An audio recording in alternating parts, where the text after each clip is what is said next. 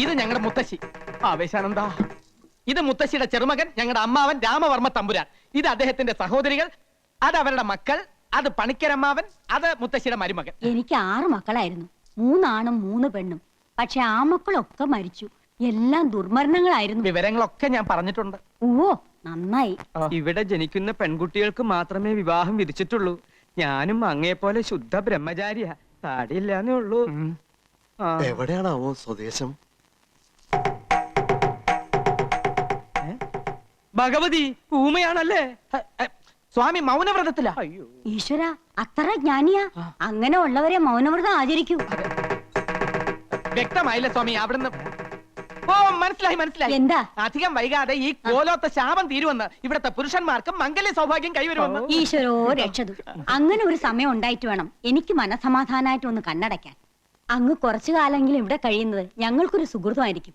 ധൃതി പിടിച്ച് പോണോന്ന് കൽപ്പിക്കരുത്. ഹിമാലയത്തിലെ മഞ്ഞുരുകൾ നിന്നിട്ട് ഇനി സ്വാമി കേരളം വിടും. എന്താ എന്താ പറഞ്ഞേ? ഒന്നും മനസ്സിലായില്ല. പിന്നെ നീ എന്തിനാ ചിരിച്ചേ? ഒന്നും മനസ്സിലാവാത്തോണ്ട് ചിരിച്ചതാണ്. എന്നാലേ എനിക്ക് മനസ്സിലായി. സ്വാമികൾ പറഞ്ഞത് അമ്മാവന് വ്രതശുദ്ധിയില്ല, മനസ്സിൽ കളങ്കമുണ്ട്, അതുകൊണ്ട് ഈ ചാവടിയിലേക്ക് വരാൻ പാടില്ല അല്ലേ സ്വാമി? എന്താ രാമ ഞാൻ ഈ കേക്കണേ?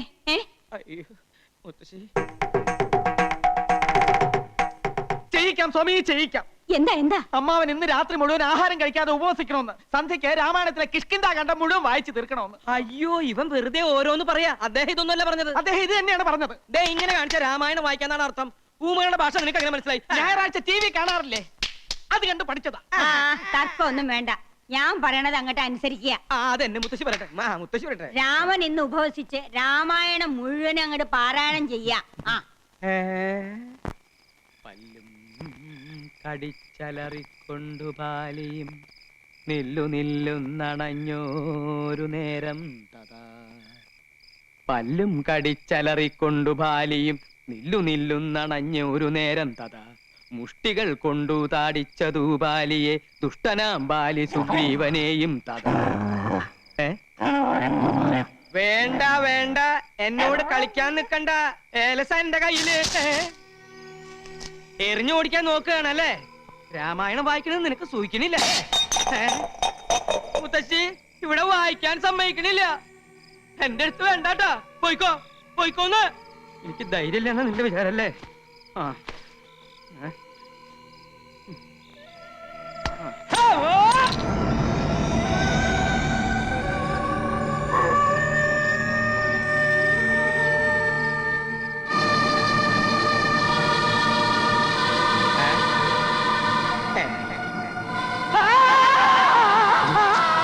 അയ്യേ, ഇത് ഞാനാണ് മാവ. ഒറ്റടി നേരണ്ടല്ലോ. ഇങ്ങതാ പോ. ഇതെന്റെ കയ്യിലിരിക്കട്ടെ, എനിക്കിതുകൊണ്ടൊരാവശ്യമുണ്ട്. അമ്മാവന്റെ ശബ്ദമൊന്നും കേൾക്കണില്ലല്ലോ. കിഷ്കിന്ധാ കണ്ട ഇത്ര പെട്ടെന്ന് വായിച്ചു തീർന്നോ? മുത്തശ്ശി ഇത് ഞാനാ. കുട്ടികളെ മാറിട്ടില്ല നിനക്ക്? മനുഷ്യന്റെ നല്ല ജീവൻ അങ്ങ് പോയി. അതിനുള്ള ശിക്ഷയായിട്ട് യുദ്ധകാന്ഡം കൂടി വായിച്ചു തീർക്കട്ടെ അല്ലേ? അതെ അതെ, മുഴുവൻ ഇരുന്ന് വായിക്ക. ഊണ് കഴിച്ചിട്ട് വായിച്ചാ പോരെ? എന്റെ കുട്ടിയോട് ഞാൻ പറഞ്ഞിട്ടില്ലേ ത്രിസന്ധിക്ക് മുമ്പ് കോലോത്ത് വരണോന്ന്? ഇവിടെ എന്തൊക്കെയാ നടക്കണെന്ന് അറിയോ നിനക്ക്? എന്റെ മുത്തശ്ശി ഇവിടെ ഉള്ളപ്പോ എനിക്കൊന്നും സംഭവിക്കില്ല. എന്റെ കുട്ടി ആഹാരം കഴിച്ചു കിടന്നോളൂ, സമയം ഏറെയായി. അത് ശരിയാ. ചെന്നിരുന്ന് വായിക്കടാ. പല്ലു കടിച്ചലറിക്കൊണ്ടു ബാലിയും നില്ലുന്നില്ലെന്നണഞ്ഞൊരു നേരം തഥാ.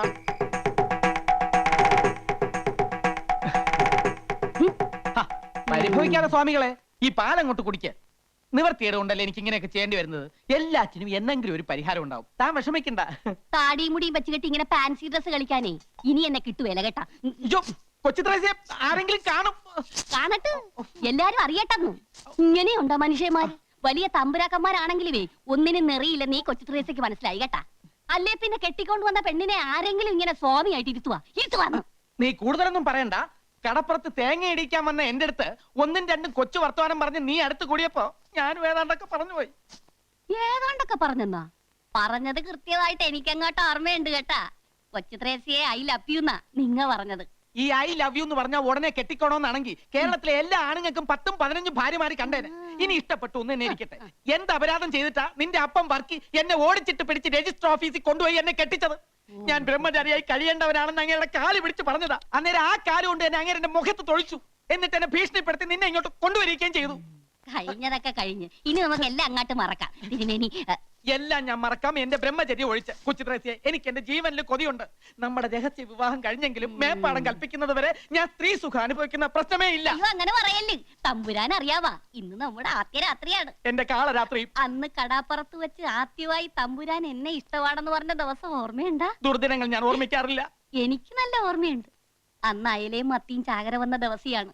ആ സന്ധ്യക്ക് കടാപ്പുറത്ത് വെച്ച് തമ്പുരാൻ എന്നെ നോക്കി പറഞ്ഞു, കൊച്ചുദ്രേസ്യ സുന്ദരിയാണ്. കളിയാക്കിയാലും മനസ്സിലാകാത്ത പെണ്ണ്. ദേ ഒരു കാര്യം ഞാൻ പറഞ്ഞേക്കാം, ഞാൻ ജീവനോടെ ഇരിക്കുന്നത് കാണണമെന്നുണ്ടെങ്കിൽ ശൃംഗരിക്കാൻ വരാതെ മര്യാദയ്ക്ക് അടങ്ങി ഒതുങ്ങി ഇവിടെ കഴിഞ്ഞോണം. സമനില തെറ്റി ഞാൻ വല്ലതും ചെയ്തു പോയാൽ പാലമരത്തിന്റെ ചോട്ടിൽ നിന്ന് പിറ്റേന്ന് നീ തന്നെ എന്റെ എല്ലും മുടിയും പറക്കേണ്ടി വരും. അപ്പൊ ജീവിതകാലം മൊത്തം എന്നെ ഇങ്ങനെ സ്വാമി വേഷം കെട്ടി ചിരുത്താനാണ് ഇങ്ങോട്ട് കെട്ടിയെടുത്തോണ്ട് വന്നത്. മേപ്പാടം കൽപ്പിക്കുന്നത് വരെ. മേപ്പാടൻ ആരുവാ? എന്ത് പറഞ്ഞാലും തല്ല ഒരു മേപ്പാടൻ. അവിടെ നിൽക്കാം, നിൽക്കാം.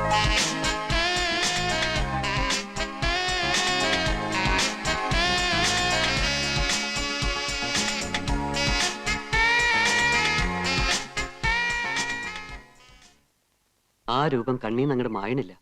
വല്ലാതെ മനസ്സിലേക്ക് തറഞ്ഞു കയറിയ പോലെ. ആ അങ്ങനെ വരട്ടെ. ഈ അസുഖത്തിനെയാ പ്രേമം പ്രേമം എന്ന് പറയുന്നത്. എടാ ബ്രഹ്മചാരി, നീ ഇങ്ങനെ സ്വപ്നം കണ്ടു കിടന്നിട്ട് വല്ല കാര്യമുണ്ടോ? ഈ പെണ്ണും പിടക്കോഴി എന്നൊക്കെ പറഞ്ഞ ബ്രഹ്മചാരികൾക്ക് പറഞ്ഞിട്ടില്ല. ജീവിതകാലം മുഴുവൻ ബ്രഹ്മചാരിയെ കഴിഞ്ഞോളാമെന്ന് ഞാൻ ആർക്കും വാക്കൊന്നും കൊടുത്തിട്ടില്ല. അങ്ങനെ ഉയരട്ടെ കാമുകന്റെ കരുത്താർന്ന ശബ്ദം. അതിരിക്കട്ടെ, ഈ കക്ഷി എവിടെയുള്ളതാ? ഏതാ എവിടുന്ന ഒന്നും ചോദിക്കാൻ പറ്റില്ല. എവിടുന്നോ വന്ന് എവിടേക്കോ മറിഞ്ഞുപോയ സുഖകരമായ ഒരു സ്വപ്നം. പ്രേമ അസ്ഥിക്ക് എന്നെ പിടിച്ചിട്ടുണ്ട്. കവിത പറഞ്ഞിട്ടില്ലേ? മനസ്സ് തുറന്ന് എന്തെങ്കിലും പറയുമ്പോ നിനക്ക് തമാശ. പിന്നെയല്ല, ഒരു ദിവസം മുഴുവൻ നിന്റെ കൂടെ ഉണ്ടായിട്ടും ഊരും പേരും ചോദിക്കാൻ സമയം കിട്ടിയില്ല അത്രേ. പലതും ചോദിക്കണമെന്നുണ്ടായിരുന്നു, പക്ഷേ അതിനുള്ള അവസരം ഒത്തുന്നില്ല. പേര് മായെന്നാണെന്ന് തോന്നുന്നു. ഭാഗ്യം, അത് ഇപ്പോഴെങ്കിലും ഓർമ്മ വന്നല്ലോ. ഇനി കേരളത്തിൽ മൊത്തത്തിലുള്ള മായമാരുടെ ലിസ്റ്റ് എടുത്ത് അന്വേഷിച്ചാൽ കാര്യങ്ങൾ എളുപ്പമായി. നമ്മുടെ തോട്ടുവക്കത്തെ മേന്റമംഗൾ ഒരു മായുണ്ട്. ഇനി അതായിരിക്കോ? അതായിരിക്കാനാ സാധ്യത. അവരുടെ മൂത്ത മകൻ 7ാം ക്ലാസ്സിൽ പഠിക്കുന്നുണ്ട്. നമുക്ക് അവനോട് തന്നെ ചോദിക്കാം, നിന്റെ അമ്മ പരസ്യ ചിത്രങ്ങളെ അഭിനയിച്ചു തുടങ്ങിയോന്ന്. നിന്നോട് ഇതൊക്കെ പറയാമെന്ന് എന്നെ വേണം തല്ലാൻ. എടാ, നിനക്കറിയാലോ, കോളേജിൽ ഇത്രയേറെ പെമ്പിളരുണ്ടായിട്ടും എനിക്ക് ആരോട് ഇതുവരെ ഒന്നും തോന്നിയിട്ടില്ല. പക്ഷെ ഇതെന്തോ എനിക്ക് പറഞ്ഞു വെച്ചിരിക്കുന്ന പെണ്ണാണെന്നൊരു തോന്നൽ. എടാ, കാര്യം ഇത്ര സീരിയസ് ആണോ? ഇന്നലത്തെ ഷൂട്ടിങ്ങിന് ഞാനില്ലാഞ്ഞതാ കാരണം. ഞാനുണ്ടായിരുന്നെങ്കിൽ അവളുടെ ഡീറ്റെയിൽസ് മുഴുവൻ ഭൂമിശാസ്ത്രവും ശരീരശാസ്ത്രവും എല്ലാം ചോദിച്ചു മനസ്സിലാക്കിയേനെ. പിന്നെ നിന്നോടല്ലേ അവള് പറയാൻ പോവല്ലേ? നമുക്ക് ആ ഡയറക്ടർ ഒന്ന് ചെന്ന് കണ്ടാലോ? അയാൾക്ക് ചിലപ്പോൾ അഡ്രസ് അറിയായിരിക്കും. എങ്ങനെയാണേലും വേണ്ടില്ല, ഒന്നുകൂടി അവളൊന്ന് കാണാൻ കഴിഞ്ഞാൽ മതിയായിരുന്നു.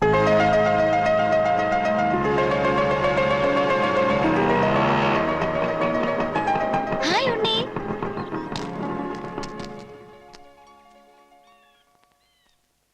എന്താ ഇങ്ങനെ മേടിച്ചു നോക്കുന്നേ? ഒരു ഹായ് പറഞ്ഞ തിരിച്ചു പറയാനുള്ള മര്യാദ പോലും ഇല്ലേ? ഹായ്. ഇയാളോടല്ല, ഉണ്ണിയോടാ പറഞ്ഞ. ഞാൻ പോവാ. അയ്യോ പോവല്ലേ, ഉണ്ണിപ്പ കാണണമെന്ന് പറഞ്ഞേയുള്ളൂ, അപ്പോഴേക്കും പ്രത്യക്ഷപ്പെട്ടു. ഏതായാലും 100 ആയസാ. മായ എന്താ ഇവിടെ? എന്റെ വീട് ദേ ആ കുന്നിന്റെ അപ്പുറത്താ. നാളത്തെ ഷൂട്ടിങ്ങിന് മായ വരില്ലേ? ഏയ്, ഞാനിനി ഷൂട്ടിങ്ങിനൊന്നുമില്ല. ഇന്നലെ ഒരു പ്രത്യേക സാഹചര്യത്തിൽ വന്നേ ഉള്ളൂ. അയ്യോ അങ്ങനെ പറയല്ലേ, മായ വരണം, അല്ലെങ്കിൽ ഉണ്ണിക്ക് വിഷമാവും. ഞാൻ വരാഞ്ഞ ഇയാൾ എന്തിനാ വിഷമിക്കുന്നേ? അല്ല, മായ അത്രക്ക് ഇഷ്ടാണെന്ന്. മായയല്ല, മായയുടെ ഡാൻസ് വളരെ നന്നായിരുന്നു. ഇവൻ അതാ ഉദ്ദേശിച്ചത്. അപ്പൊ നിനക്ക് മായ ഇഷ്ടാണെന്ന് പറഞ്ഞോ? അങ്ങനെ ഞാൻ പറഞ്ഞില്ല. അയ്യോ പറഞ്ഞു. പറഞ്ഞോ? എന്നോടാണോ ചോദിക്കുന്നേ? സോറി. പിന്നെ നാളത്തെ വർക്കിന് മായ വരണം. ആ, ഒരു പാവപ്പെട്ട ചെറുപ്പക്കാരന്റെ ആഗ്രഹല്ലേ, പ്ലീസ്. ഓഹോ, താനാരാ ദല്ലാളാ? ശരി, ഉണ്ണിക്ക് വേണ്ടി ഞാൻ വരാം. എടാ, അവൾ പറഞ്ഞു കേട്ടോ, ഉണ്ണിക്ക് വേണ്ടി വരാന്ന്. ഇത് വീണു. സത്യമാണോടാ? സത്യം.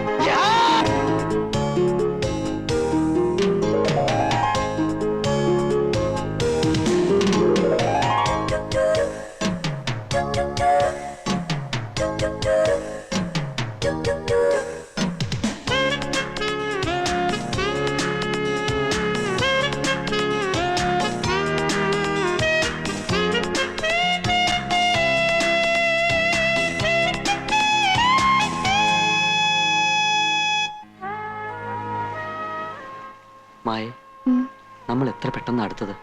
വൈകിപ്പോയെന്ന എന്റെ സംശയം. ഞാനൊരു കാര്യം ചോദിച്ചോട്ടെ? എന്തേ? ഉണ്ണിക്ക് എന്നോട് എത്രത്തോളം സ്നേഹമുണ്ട്? ഒരുപാട് ഒരുപാട്. ഈ കടലിനോളം? അതിലും കൂടുതൽ. എന്തേ, വിശ്വാസക്കുറവുണ്ടോ? ഉണ്ണി എനിക്ക് വിശ്വാസ. പക്ഷേ ബ്രഹ്മചര്യം ലംഘിക്കാൻ പാടില്ലെന്ന കോലോത്ത നിയമം. പ്രശ്നങ്ങളുണ്ടാവും. എല്ലാം നേരിടാൻ മായ തയ്യാറാണോ? ഉണ്ണിക്ക് വേണ്ടി എന്തിനും ഞാൻ തയ്യാറാ. മരിക്കാനാണെങ്കിലോ? മരിക്കാനും. ചുമ്മാ സ്റ്റൈല് പറയല്ലേ. ഞാൻ പറഞ്ഞത് സത്യ. എങ്കിൽ എനിക്ക് വേണ്ടി ഇപ്പൊ ഒന്ന് മരിക്കാമോ? ഉണ്ണിയുടെ ആഗ്രഹം അതാണെങ്കിൽ മരിക്കാലോ. പറഞ്ഞോളൂ, എങ്ങനെയാ ഞാൻ മരിക്കേണ്ടത്? ഇപ്പൊ മരിക്കാൻ സൗകര്യം ഈ കടലിൽ ചാടുക. എന്താ തയ്യാറാണോ? തയ്യാറാ. പക്ഷെ ഞാൻ മരിച്ച ഉണ്ണിക്ക് വിഷമാവരുത്. മരിച്ചോളൂ, വിഷമൊക്കെ ഞാൻ സഹിച്ചോളാം. എന്നിട്ട് നിന്റെ ഓർമ്മയ്ക്കായി ഒരു താജ്മഹൽ ഞാനും പണിയിച്ചേക്കാം, പോരെ? ഞാൻ മരിക്കും. ഓ പിന്നെ പാചകം പഠിക്കാതെ മരിച്ചു കാണിക്കും. ശരി, ഞാൻ മരിച്ചു കാണാൻ അത്രയ്ക്ക് ഇഷ്ടാണല്ലേ? എന്നാ കണ്ടോ. എവിടം വരെ പോകുമെന്ന് അറിയാലോ.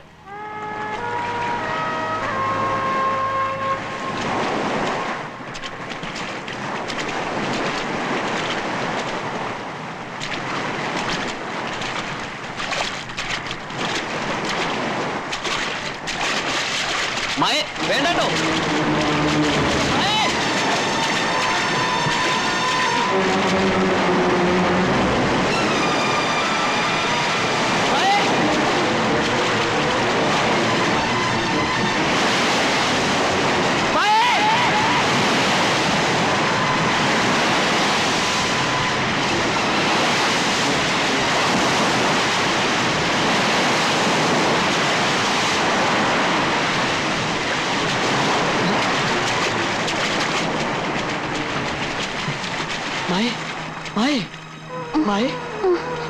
എന്താ ഇത്?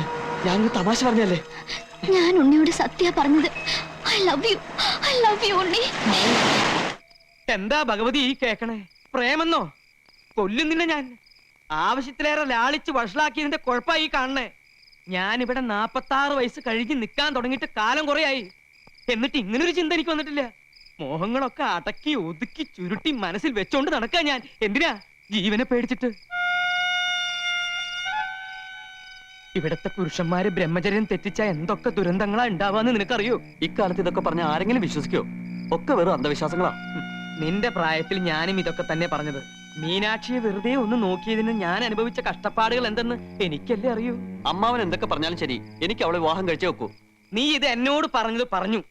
ഇതെങ്ങാനും മുത്തശ്ശി അറിഞ്ഞാൽ എന്താ ഉണ്ടാവാന്ന് നിനക്കറിയോ? അതുകൊണ്ട് പ്രേമം വല്ലാതെ മൂത്ത് കഴിയുമ്പോ നല്ല തണുത്ത വെള്ളം തലയിലൊഴിച്ച് സഹസ്രനാമകീർത്തനവും ചൊല്ലി കമിഴ്ന്ന് കിടന്ന് ഹര ഹരോ ഹര ഹര എന്നാണ് പറഞ്ഞാ മതി. ഇത് തന്നെയാണ് ഞാനും ചെയ്തിരുന്നത്. അമ്മാവൻ മുത്തശ്ശിയോട് ഒന്ന് പറഞ്ഞു നോക്കൂ. നല്ല ശേലായി. ഈ നാട്ടിലെ മുഴുവൻ പുരുഷന്മാരെയും എങ്ങനെയാ ബ്രഹ്മചാരികളാക്കണ്ടേന്ന് ആലോചിക്കാൻ മുത്തശ്ശി. അതിന്റെ ഇടയിലാണ് വിവാഹം എന്ന് പറഞ്ഞ് നീ അങ്ങോട്ട് ചെല്ലണേ. കൊഴപ്പായി ദേവരുന്നു. ആർക്കായുടെ മംഗല്യം വേണ്ടത്? രാമോർമ്മയ്ക്കാണോടാ? എനിക്കല്ല. പോലോത്ത ആണുങ്ങളുടെ മൂത്തവൻ നീയല്ലേ? നീയൊക്കെ വേണ്ടെന്ന് വെച്ച മംഗല്യം പിന്നെ ഇവിടെ ആർക്കാ വേണ്ടത്? ഞാനായിട്ട് അത് പറയണില്ല. വേണ്ടപ്പെട്ട ആൾ ഇവിടെ ഉണ്ട്. ആരെ? ഉണ്ണിക്കുട്ടനോ? എന്താ നീ ഒന്നും മിണ്ടാത്ത? കുട്ടികളല്ലേ, ഈ പ്രായത്തിൽ ഉണ്ടാവണ ചെറിയൊരു മോഹം നമ്മുടെ ഉണ്ണിക്കുട്ടനും തോന്നി. പക്ഷേ കാര്യങ്ങളുടെ ഗൗരവം ഞാൻ പറഞ്ഞ് മനസ്സിലാക്കിയപ്പോ എല്ലാം തെറ്റായി എന്ന് തോന്നിയിട്ടുണ്ട്. തെറ്റു പറ്റിയതൊക്കെ ഇവിടെ ഉള്ളവർക്കാ.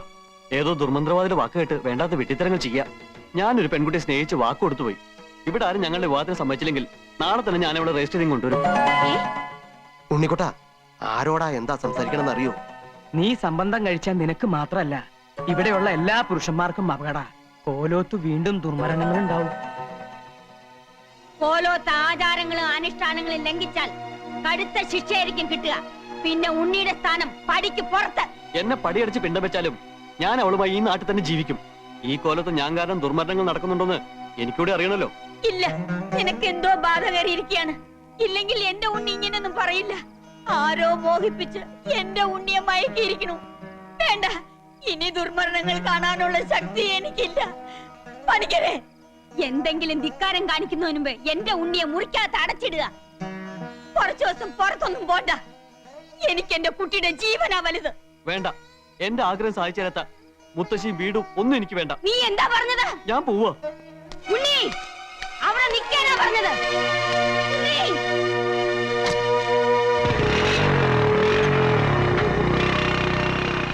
അവൻ എവിടെ പോകാനാ മുത്തശ്ശി?